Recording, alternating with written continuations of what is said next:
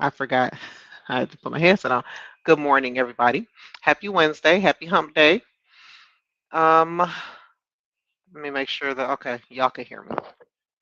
So, for today's topic, we're going to be talking about something that I've been seeing in the Facebook groups. Okay, and I thought it was worth talking about today. So, before I jump into that, let me introduce myself to those of you who may be new joining the channel for the very first time. My name is Burjo.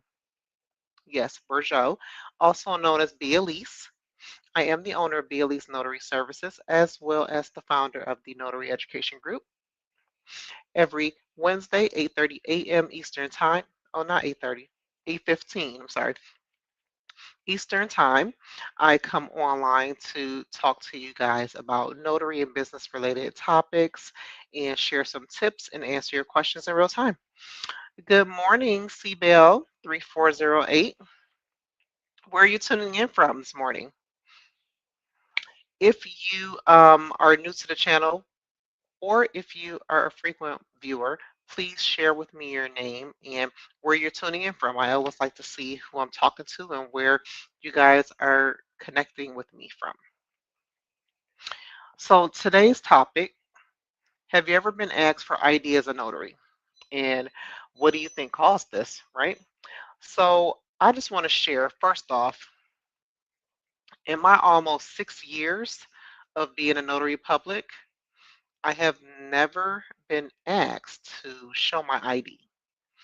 So that's why I was looking like, well, all right, North Carolina, what is transpiring in this phone conversation? Because most times it is a phone conversation that we are initiating for the first time with the signers to confirm the details of their signing, right? But I'm asking this because I am I saw this come up like 3 times in different notary groups. So it's like it wasn't the same notary group, different notary groups where notaries are saying that they are being asked to show their ID when they come to the appointment. So I wanted to kind of transition into why that may be occurring because I'm like, well, what's happening in the first conversation that you're having with them over the phone, right? Because most signers, they aren't trying to challenge your authority.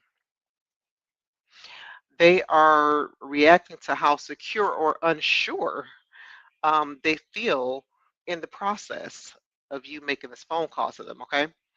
And that feeling starts long before you ever arrive at the appointment. It starts with the first phone call. That's why I'm like, is your tone, is your demeanor coming off as cringy, creepy, untrustworthy? So first and foremost, okay, and this is why I talk so strongly about customer service etiquette because a lot of you guys are in business and you don't know how to talk to people. You really don't. You want people to use you, you want people to pay you money, and you are terrible at the way you talk to people. Okay. So your tone and your demeanor tells a signer whether you sound like a professional service provider or someone who isn't fully confident yet. All right. Hesitation invites questions. All right. Confidence invites trust. All right. Uncertainty invites them to say, I want to see your ID when you get here. Now, I guess for me, I don't know about anyone else, but for me, people typically trust me when I make the phone call. They don't feel the need to question anything that I'm doing other than maybe the process. And I always make sure that I go through the process of what's going to happen with them anyway. So if you sound unsure on the phone, the signer subconsciously tries to take control of the interaction. All right. You need to know how to introduce yourself. Okay. Don't assume the appointment, validate the appointment, confirm it. All right. And instruct them on how to prepare and what is going to be expected of them when you arrive. Okay. You're not calling to ask if the appointment exists. You are calling to confirm it, people. All right. Now, honestly, there's nothing wrong with the signer asking for your ID, but if this is happening, it's worth you doing some self-reflection on how you are approaching the situation. Okay. Oh, my burrito is done defrosting. Hold on. All right. So we want to ask the biggest question. How are you introducing yourself on the phone? When I make my phone calls, I start off with my name and who I am. All right. Hi, my name is Bergeau, Notary Public. May I please speak to so and so? All right. I don't just call and say, hi, can I speak to so and so? Because they're going to think you're a scam caller. So, right off the top, I'm starting off with the professionalism. Here's my name, here's my title. All right. I'm calling to confirm the appointment and go over a few details so everything runs smoothly. Okay. And let them know you were assigned to their signing that is going to be happening on this day at this time at this location. Is this correct? Yes, it is. All right. Before I arrive, I do need to make sure that you will be prepared. You will need valid ID that is unexpired, okay? And let them know the types of ID that you will accept. All right. Most transactions that I have been doing lately are refinances, equity line of credit. And with those, hold on, let's see. Hi, good morning. Yeah, I'm gonna be going live 8:15 a.m. on Wednesdays now because I'll be here in the office. So it's easier for me to go live with y'all before I actually open up for business. That way I'm not taken away from my customers and I'm not trying to rush and all that stuff. So good morning to you, Future Hoops. Let me see back on my list here. So yeah, let them know the type of ID that you're going to accept. And if you're going to be doing something like I said, the refinances, the equity line of credit, they're most likely going to need two forms of ID for that U.S. Patriot Act form. Even if they only need one ID, I love to make sure that they are prepared with two forms of ID. So that way, I try to make sure that they're not running around looking for stuff when I get there. When I get there, I want them to be ready. I want them seated. I want to hand out the pens, the papers, get my journal out, get those IDs, and let's get started. Okay. Because time is of the essence, especially if I have another appointment scheduled behind theirs. Future Hoop says, okay, I'll be tuning in, sister. Thank you for your time. All right. You are very welcome. I'm happy to have you. So if they need two forms of ID on the Patriot Act form, one form of ID can have a face, the other form of ID cannot have a face. Okay. And you want to be familiar with the ones that can't have a face, what that list includes. Okay. So the first list can be driver's license, passport, and some other ones that's on there. Other one can be social security card, which is what most people have on them anyway. um, the pay stub, tax statement, bank statement. It can be a home insurance or car insurance. It could be car registration. Those are just other lists of documents. And my one friend, she said how she explains it is she tells them to remember when you filled out an I-9 form for your job. It's very the U.S. Patriot Act form is very similar to that in that they're trying to verify your citizenship and your identity, right? And I was like, oh, well, that makes sense, you know, U.S. Patriot Act form, right?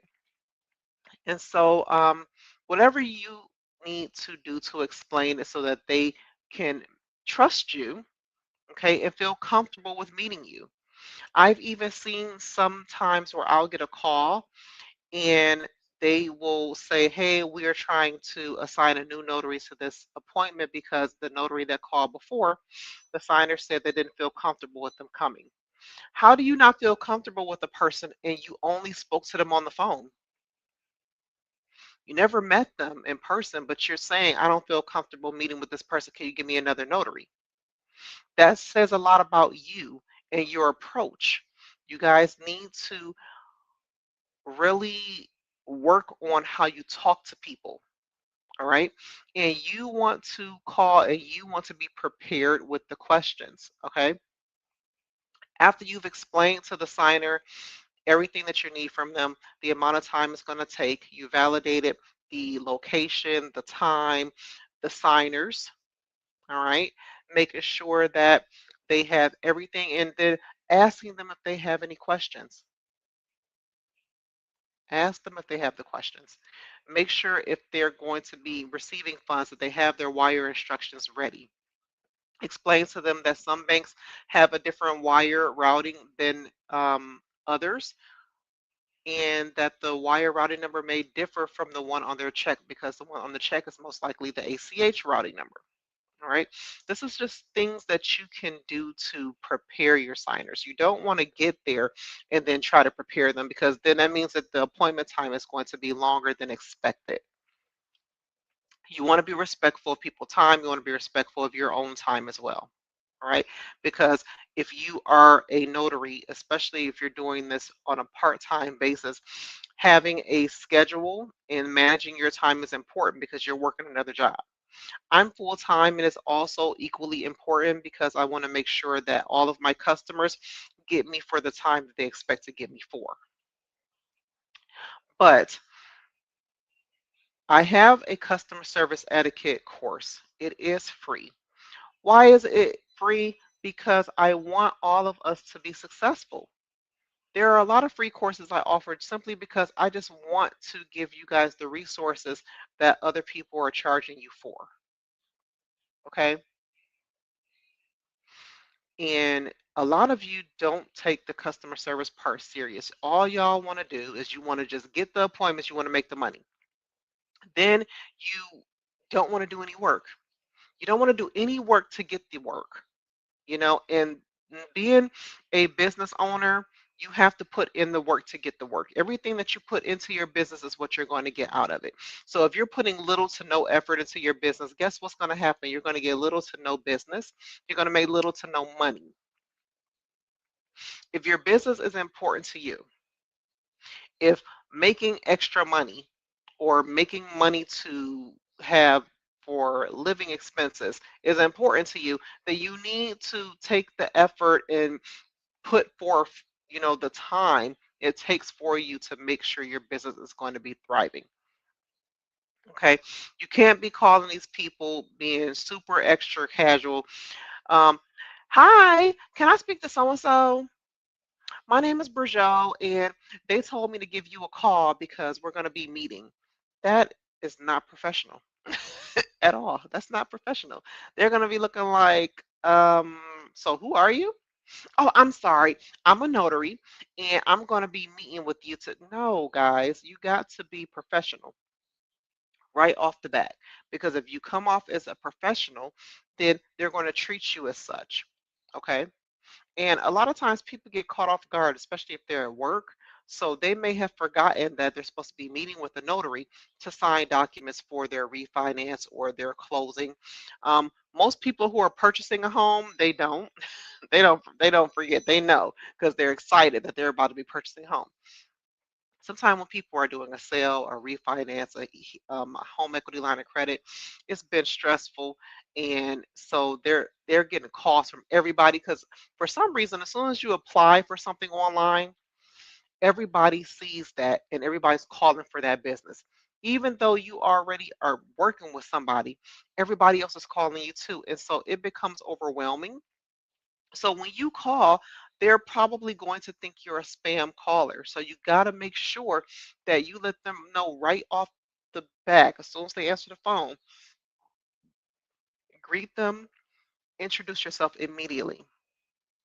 Then ask to speak to whomever it is you're calling to talk to. Okay. That will help you. You want to portray a smile over the call. I know a lot of people don't believe that, but people can hear whether or not you're smiling on the other line of the phone. They really can. So greet them, introduce yourself, and talk to the people with a smile on your freaking face. Like I don't I don't understand why it's so hard for people to be nice and professional. Not only am I portraying um, professionalism for the people who hire me, but for myself. Because what if the signer needs a notary and they are not doing a transaction with the company that hired you?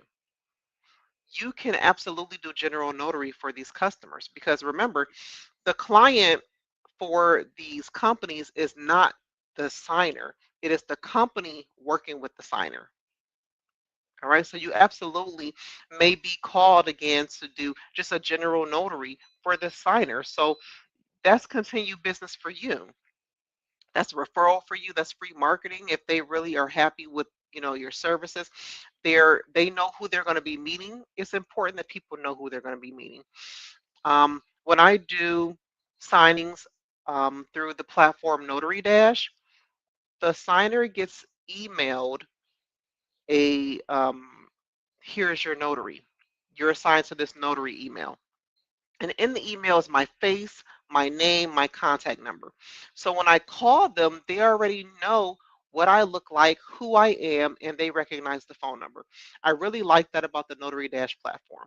I don't know about any of the other platforms that companies use to hire notaries. I don't know if they do that, but I know for a fact Notary Dash does because I am CC'd in that email. So I get the email that the signer gets. So when I call them, they're like, yes, hi, I know I saw your email. And sometimes they'll compliment me, like, your picture, you look so nice, you look so friendly. I'm so happy that they assigned me to you, etc. And I tell them thank you. And we have a small talk session going on, and then I confirm the appointment, then I get off the line. So this is the purpose for this video today. Don't call people scaring them. Make sure you're prepared, okay, before you make the phone call.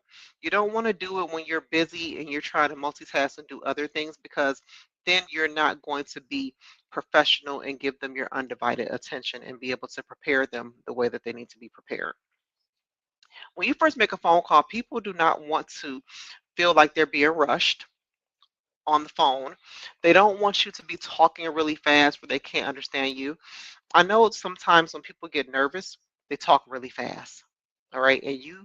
And that's something you have to work on your own.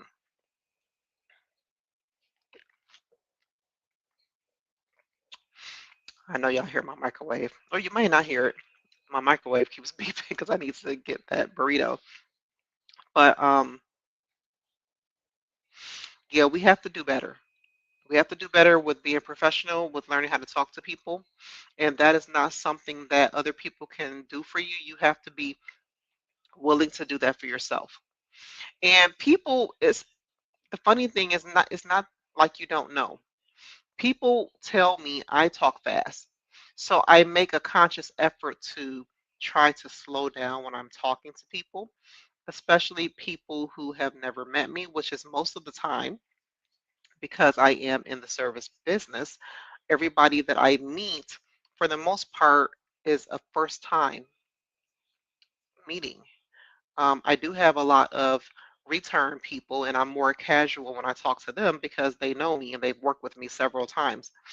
But for people who I've never worked with before, I am going to make sure I slow down when I'm talking, make sure that I am actively listening to them when they are talking, and making sure that we have that first professional interaction because first time impressions are everything, whether it's in person or not. So, does anybody have any questions? I see 3 people viewing. Future Hoop says she's like that. Yeah, that I'm doing early morning. Hey, Stephanie, good morning. You caught me today. Future Hoop said, right. Yeah, professionalism is important. Customer service etiquette. So, if you are the notary who was asked for your ID upon arrival or before arriving, I want you to tell me how you approach that situation and what do you think that you did that led up to the customer wanting to see your ID? Because, like I said, it'll be 6 years for me in July, and I have never been asked for my ID. I have name tags. I even went through that stage really early in my notary career where I had the badge with my picture on it that everybody was doing, and I no longer do that either. People never ask to see none of that stuff. And with the name, if anything, with the name tag that I have, and I have several name tags, and I mostly wear them now when I'm going to networking events. I don't wear them anymore.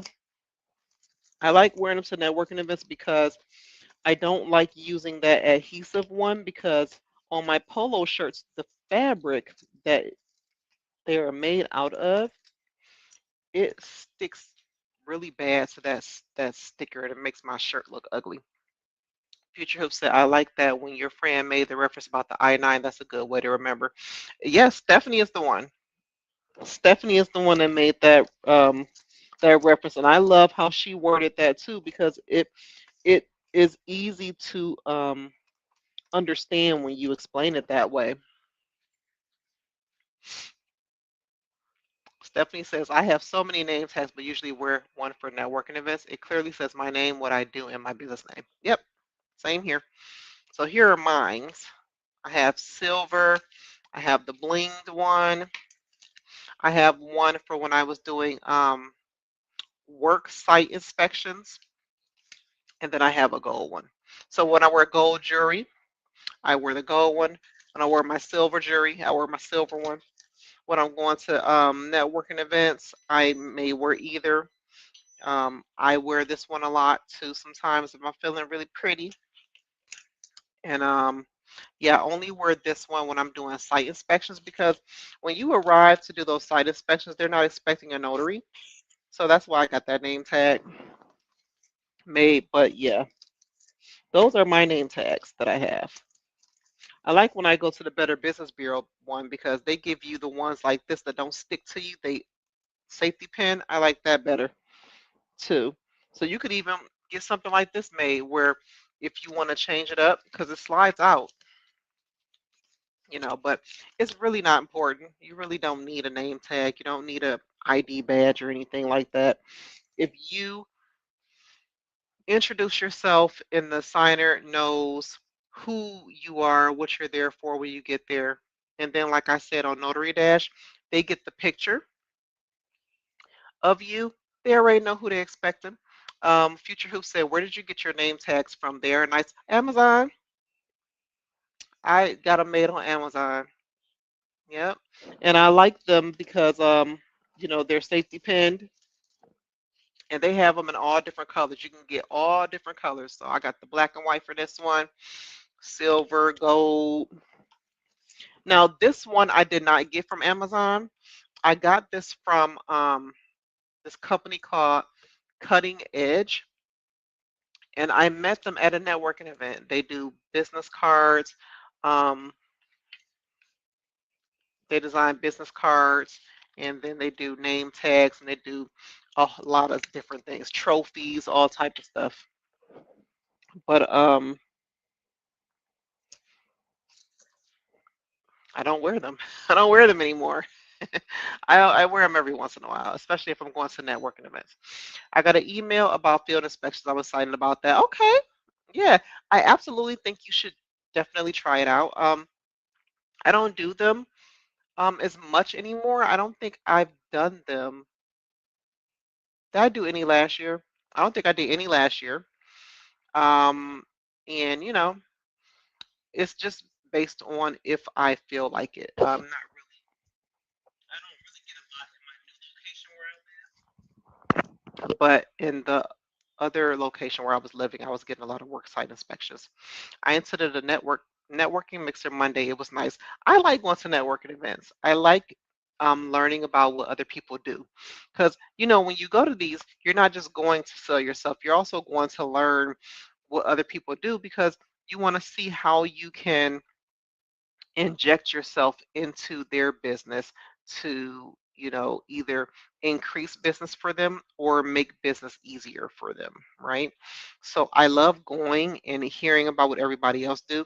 Sometimes I get so into hearing what they do till I forget that I'm also there to share what I do. But I love going to those. Stephanie says she does a lot of field inspections and we are able to hire a subcontractor to help with the load of work. See? So yeah, I enjoyed myself. First one I will attend more. Oh, it was your first one? Oh man, yeah. You definitely got to do more.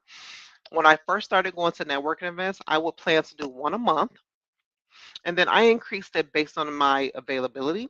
But plan to do so many, a month for yourself. Just kind of make a conscious, effort to do that because you learn a lot and you end up learning a lot about people's experience with past notaries too.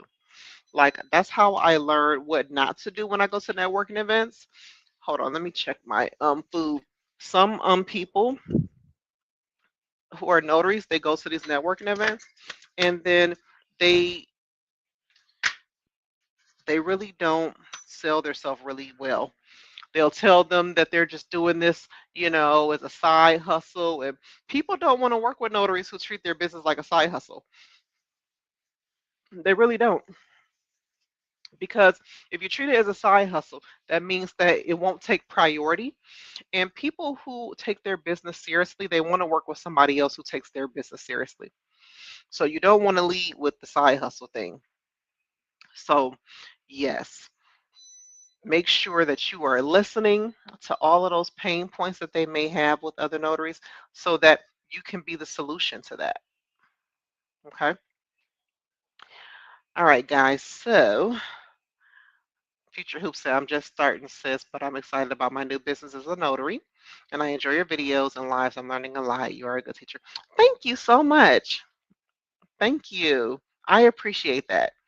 It helps me to continue to do this because, I oftentimes teeter on whether or not I want to continue to do these lives because I don't really get a huge turnout. Thank you, Stephanie. And the reason I don't get a huge turnout is because I'm not on here telling people that they can make six figures. I'm not on here telling people to pay me for mentoring. I don't have a big enough community to where I'm the popular choice and things like that. So I don't get a large turnout because of that. I'm not doing tours. I'm not having conferences and stuff like that. So sometimes being on here live can be a little bit more draining, and it kind of makes me not want to do it. Yes, yes. Oh, thank you. Same here. Absolutely. Well, guys, that is about my time. I try to not make these too long in the morning because I do open at 9 a.m. and I want to drink my coffee and eat my breakfast burrito and I just heat it up. But I hope that you guys really take customer service seriously in your business because you shouldn't have to be asked for your ID, and I get it.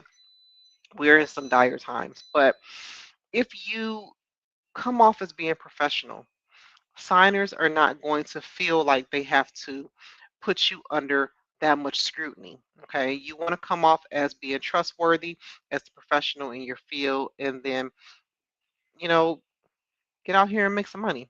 Right. So thank you for your time. Have a great day and week on purpose. Yes, you guys do the same. Have a great day and a great week. And I will talk to you guys again next Wednesday. If you have any questions, if you found anything that I said to be helpful, please share with your community.